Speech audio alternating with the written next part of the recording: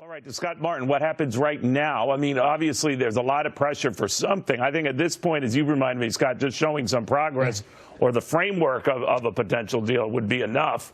But I'm wondering if we're at the stage where that really would be enough. What do you think?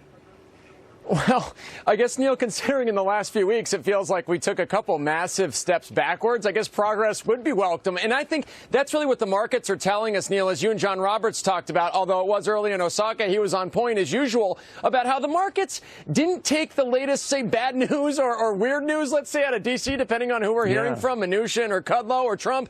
It doesn't take the news as bad as it used to. You know, before, that would knock down the S&P a couple percent if there was a negative tone or so on China. And so nowadays, the markets, I think, are seeing that this is progress. Getting together and getting back to negotiating table is progress, and therefore that's what the markets are expecting from this weekend. You know, you've endured a lot of my crackpot theories over the years, and always with a nod and a smile. But my latest one is the markets could be quite happy without a China deal because that all but guarantees a cut in interest rates. What do you think?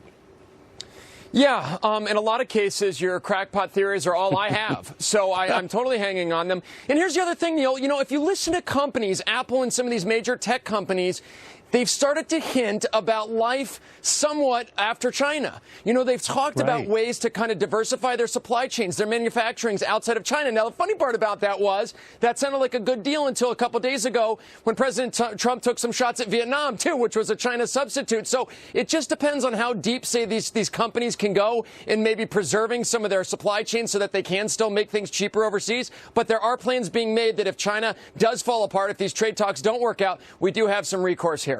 All right, you talk about that we've gotten past each other, that maybe whatever deal we score, if it comes to that, we're kind of getting used to not dealing as much with each other.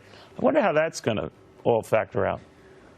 I don't think it's good. I think markets like free trade. I think economies do best when there's free flow of goods and services and when countries are getting along, you know, and when, I mean, look at the central bank coordination around the world, Neil, that we've seen, just not from our Fed, but from the ECB and the BOJ and the B of E. I know I threw a lot of alphabet soup at you, but that's basically all our other contemporary central banks around the world. You know, when we have this coordinated global effort to get economies growing, that tends to be better for the markets. And so as we talk more with China, as we hopefully work out some of our differences, I think that's going to be good for everybody around the globe.